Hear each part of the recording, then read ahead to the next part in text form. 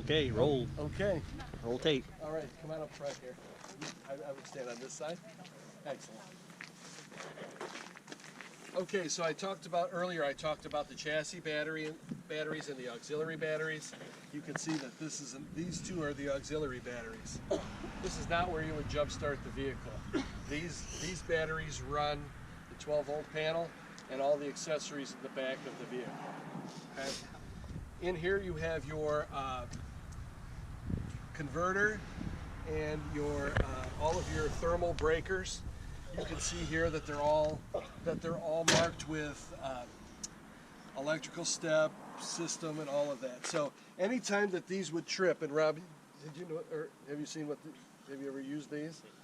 So you'll see that if they're tripped, this little black lever sticks out. That means that it's not working. So in a couple of spaces you will see, earlier we talked about the generator. If you turn off the generator fully loaded, meaning with all the switches on and all the heaters and air conditioners and all of it on, when you try to start that generator with all that full load on them, normally this breaker will, one of these breakers may go. These normally only trip when there's a low voltage situation. There's another breaker on the generator that I'll show you here in a second. But anytime that there's something not working, if you try to start something and the batteries are low, and then once everything's back up to the right voltage, you'll have to come back here and reset a breaker or two. But this is where all of this goes.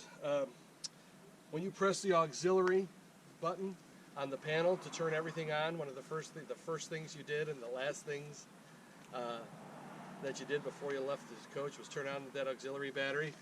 That turns that red switch inside there. Okay. So that red switch is a little little battery, motorized switch. When you press that button, that turns to the on position and turns these batteries on. The yellow switch back there is the power booster button, that silver button I did at the beginning of the video. When you push that button, it opens up that switch so these batteries will power the chassis batteries and help you start your vehicle. I would not mess, unless you know what you're doing, I would probably not mess with those two switches. If you leave them off or leave them on, it'll deactivate those other switches and you could drain the battery with both. You could drain both batteries. Okay? But there's a bunch of little breakers in here, so the wheelchair lifts same way. If you try to operate it without the vehicle running and then it stops working halfway through, you'll see back there against the wall is a thermal breaker for that. For the wheelchair lift. So this is an important area that make sure that there's no storage in here. Don't lay anything in there because it could really ruin the electrical system and cause you a lot of heartache. Okay, again, these are not seats. All right, here on the side is diesel fuel. It talks about ultra low sulfur diesel fuel only.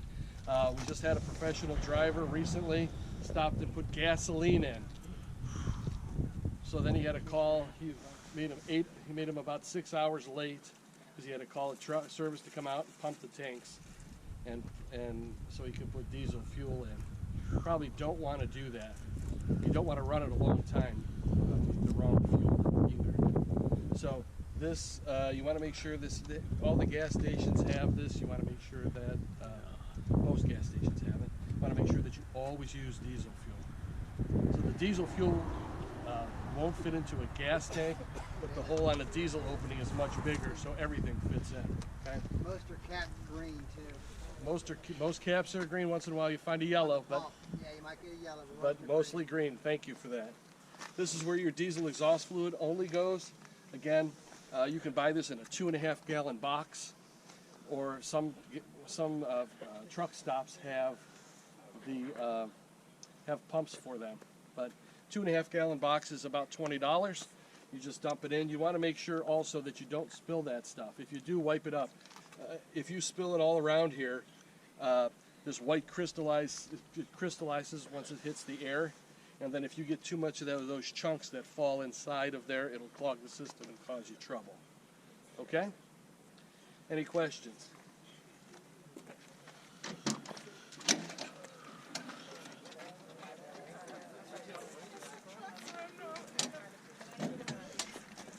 All All right, this is your generator, and this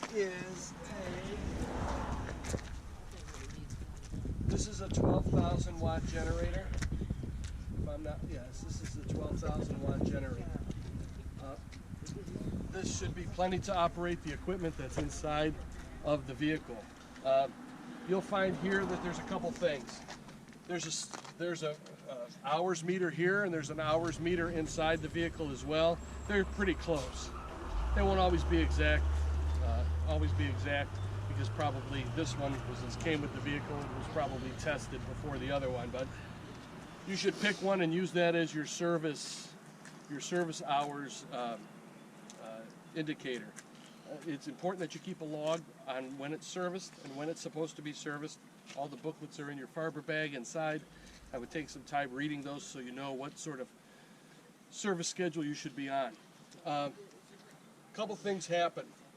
A lot of times you'll take this in for service, and what they'll do is they'll turn off this breaker right here, and they'll do all of their work, and then they give it back to, and then when they're all done, they start it up right here, and everything's great, and they ship it back to you, and you take it back to your site or whatever.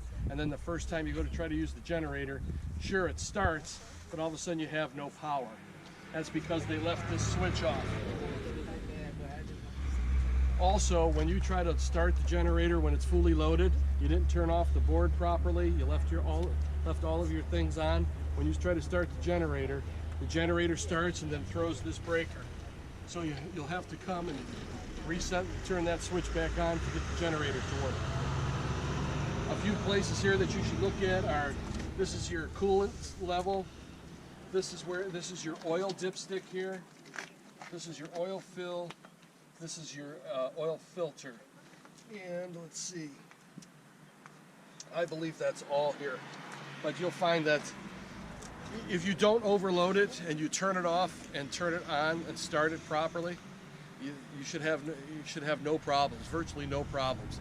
But if you do not turn off the panel properly, do not turn it off properly, don't let it run, and even if you're not using the generator, say in the summer months, or it's spring or fall and it's just cool and comfortable, you're not running the air conditioning units, once a month it needs to be exercised. Don't panic, it just means let it run for half an hour with some load on it, and that'll help keep it going, okay?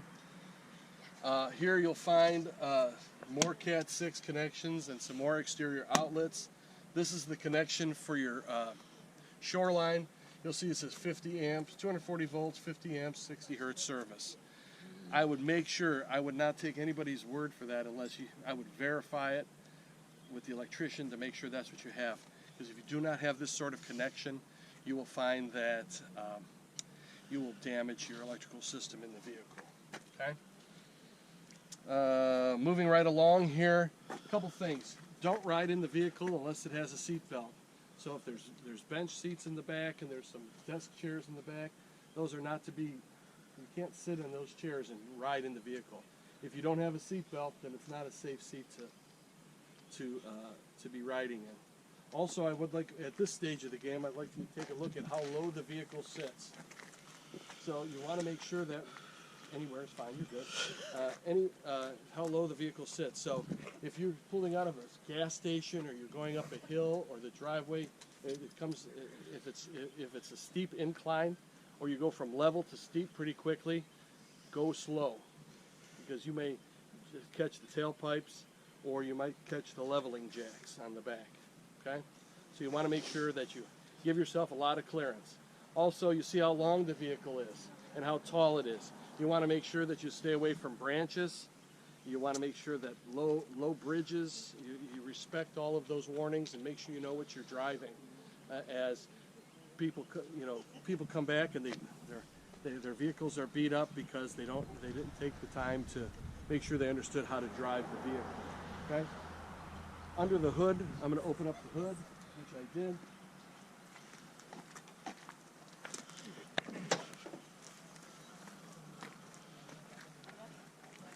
Okay, so this is a Ford engine. You can see here that these are your chassis batteries. These batteries are different from the batteries in the back. These batteries, those batteries in the back do not require any maintenance. These batteries here require maintenance once a month. You want to pull off the tops and make sure that they're used distilled water and filled to the bottom of the fins. So these are not maintenance-free batteries. You want to make sure that you always, whether it's the batteries in the back or these batteries, you always want to make sure that the terminals are clean. They're sprayed with this anti-corrosive spray, and you take a look at them once a month. This is your overflow for your radiator. This is your power steering fluid. Your oil check fluid, I can't reach it, and this one here is your transmission fluid. On this side, you'll find that this is your air cleaner. If you come around here, you can see this particular. Come around this way, please. Thank you. You can see that this sensor here tells you when you need to change your air filter. Also, there's 2 thermal switches for the chassis batteries. You'll find that if your chassis batteries throw this fuse, or your chassis batteries are not working,